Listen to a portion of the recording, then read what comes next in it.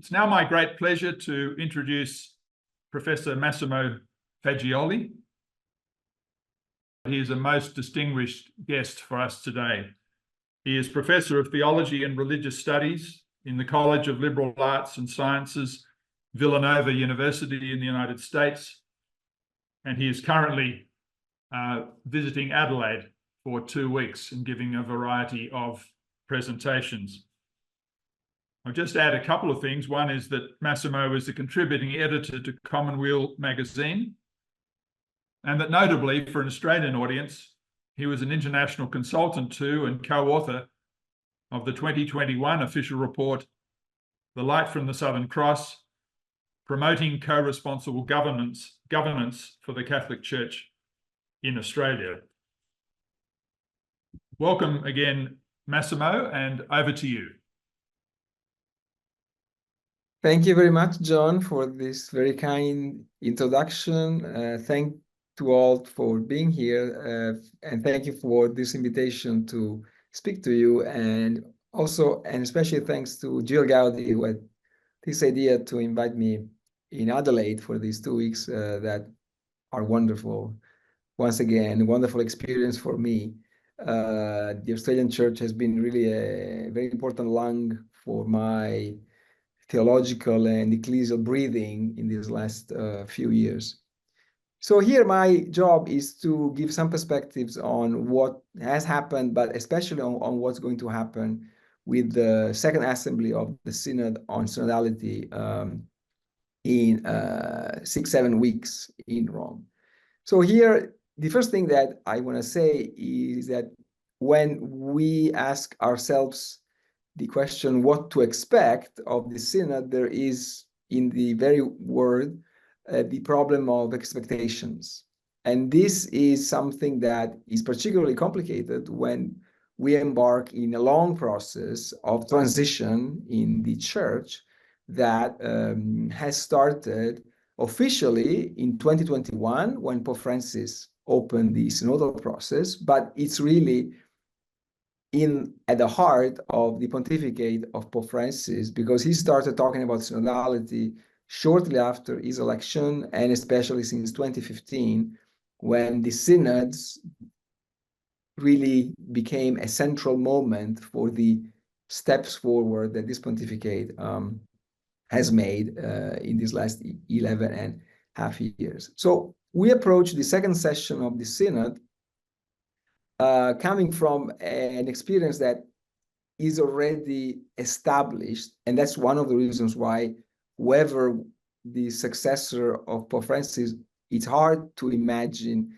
the synodal reform of the Church to be forgotten or to be dismissed as a personal project of Pope Francis. This is because the synodal process globally and at the central level in Rome with the 2 assemblies has been cemented already by local experiences, quite different.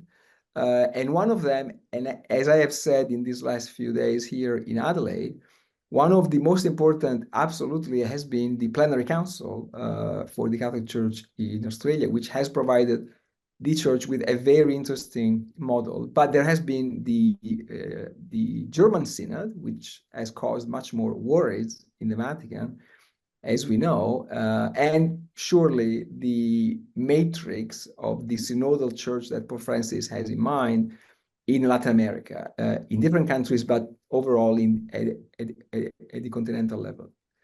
So we approach the second assembly of the Synod in Rome of October 2024 with 2 steps that we should keep in mind. First, the first assembly of last year, and the intercession from December to today, basically. And so the first assembly was about creating a certain climate among the members of the Synod. Let's remember, for the first time, lay members, women with the right to vote, and a certain way of handling the hot button issues, the delicate topics, in ways that was really particular and more typical of a spiritual retreat than of a parliament, as it has been for many, many centuries in the life of the church, when big assemblies have gathered to talk about important issues. So this is something that I think will be replicated in the second assembly. So a certain style of creating an intimacy of conversation and trying to reach a consensus that is not based on who wins a debate.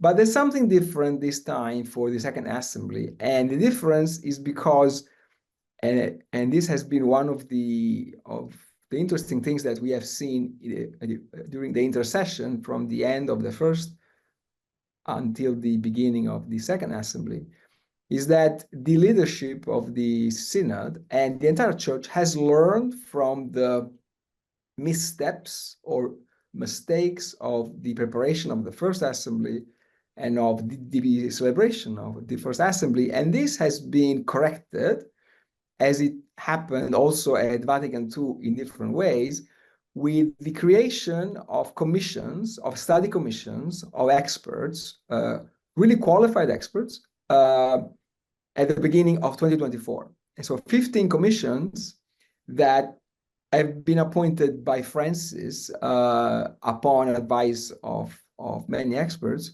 that will work until the synod, but 10 of these 15 commissions will work after the synod, at least until the summer of 2025, to continue working on the topics that the synod will discuss. And so this is important because it tells us that the synod doesn't end with the end of the second assembly of October 2024. It will continue at the highest level with commissions of experts that will have to come up with proposals, but will continue even more at the local level, where the synodal process is really in hands of the local churches, of their lay people, of their clergy, of their bishops. So here, I think that we will see at the second assembly of the synod that there are three major issues, I think, that are at the heart of the agenda. One is how to revitalize the role of lay people as baptized persons with rights and duties that are quite clear in doctrine, but need to become more inspired by changing realities on the ground, or on who does pastoral care, who's in the role of leadership in our local churches. The second is the structuring of the local church, which in many cases has already started acting synodally, but in many other cases has ignored that because it ignored already Vatican II in these last 60 years. So how to rethink the functions of those who are in ordained ministry with the instituted ministry, the people of God. And so this is something that is really at the heart of what Pope Francis talked about as the problem of clericalism. And the third key issue is how to reimagine the relationship between the universal level of the church, simply put, the Vatican, the papacy, the Roman Curia, and the local churches, in ways that are more respectful of the fact that now Catholicism is a global church, where diversity is not just something that happens and it's a problem that we need to ignore, to deny, but it's really integral part of the Catholicity of the church. Catholicity is the opposite of uniformity. It's made of diversity in unity. And so these issues are on the table, and the second assembly will be about a more advanced moment of discernment that will lead to decisions.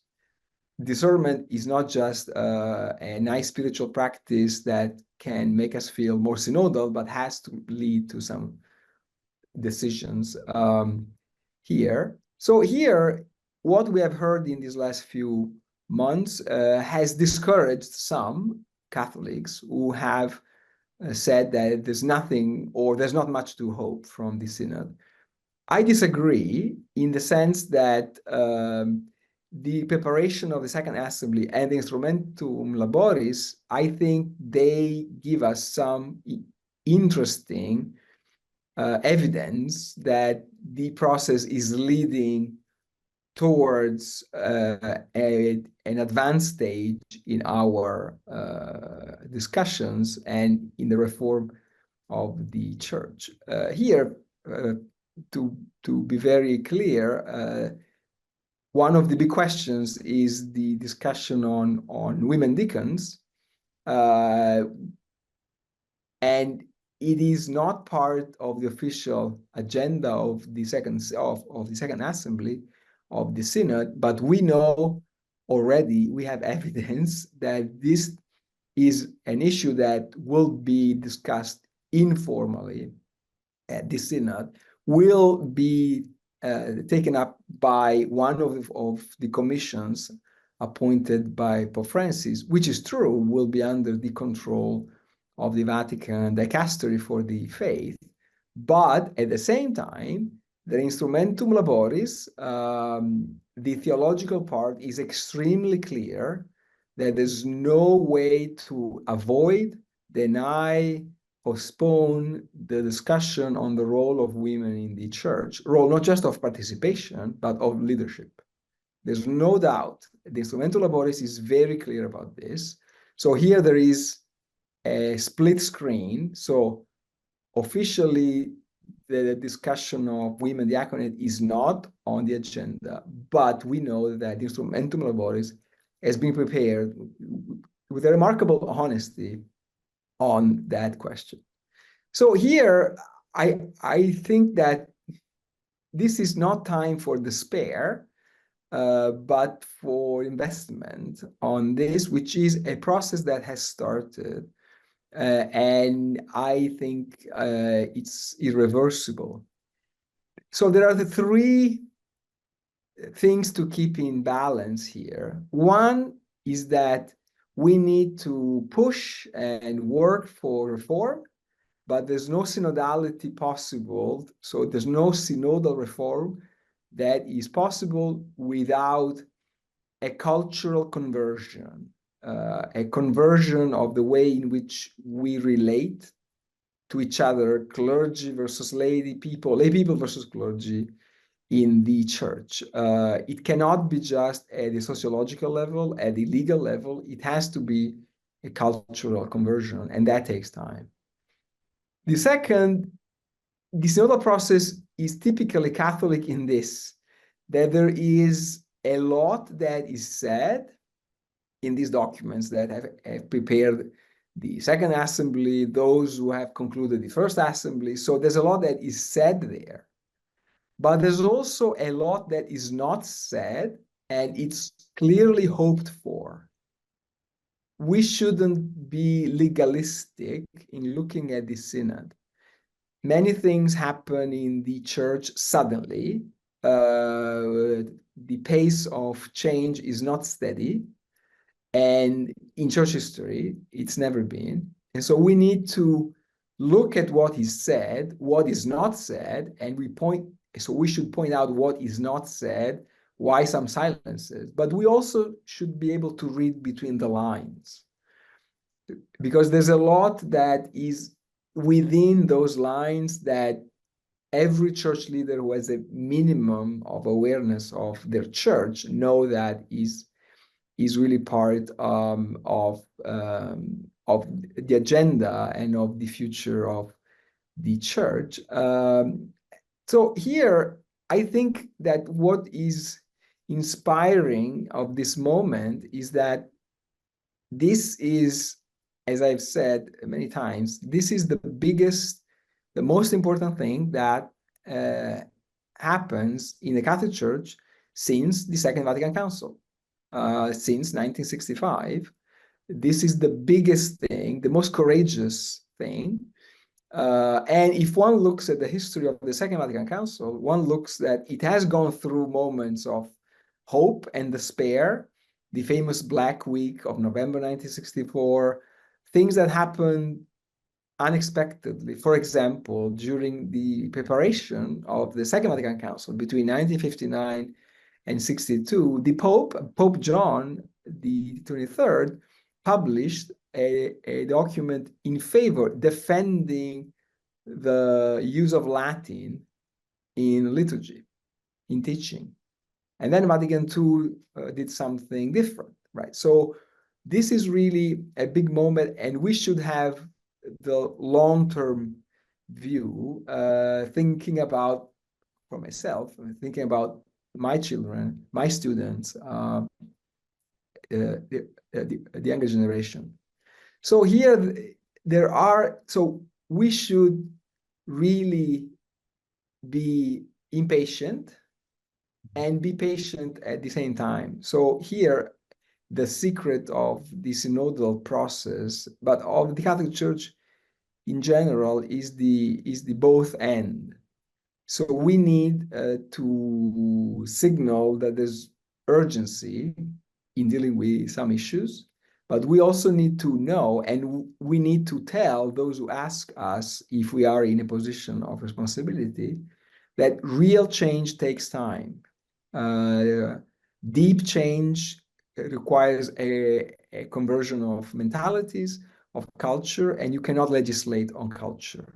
So there has to be institutional change, the priestly ministry, women in ministry, all of that, but that cannot really be accepted without a cultural change. We need to push for a synodal way of teaching of the church. Absolutely. We also need to be honest and acknowledge that our theology, our academic theology, has not been synodal enough. So there has to be a teaching in the way the church teaches, but also a change in the way theological thinking proceeds and is offered and is shared. So here, I just want to conclude with two things, two great ways of explaining what's happening that I take from two of the experts of the synod. One is a Venezuelan lay theologian, Rafael Luciani, who has said many times that the synodal reform is a time of ecclesiological transition, which is something that happens rarely in the Catholic Church. This is really the completion of what started at the Second Vatican Council, but this is really a time of transition to a new way of the Church to think about itself as a global community with so many diversity. And the second is from one of the top experts in this, an Australian theologian and a good friend of mine and of many of us, Ormond Rush, who said that what's happening in the synodal process is similar in the process to what happened in the Catholic Church in the one church in the early centuries, when he said that it was when the church was trying to define what was going to be part of the biblical canon, what books were going to be part of Scripture, of the Bible. Back then, there was no authority in charge of deciding for the whole church. There was no papacy that was comparable to what has become today. And so that was a slow process of building a consensus. And in the end, it worked, because we have a consensus since the early centuries on what is Scripture, what are the books that belong to Scripture. So this is a similar process, because there is a this moment of building a new consensus on how to be church. And this is really something that has a lot of promise, with some moments of disappointment, if not despair. But what I've seen in these last few years, in these last few months, especially with the preparation of the Second Assembly, is, I think, full of promise. I'm going to stop here. I thank you for your patience, and I'm looking forward to the comments and questions. Thank you.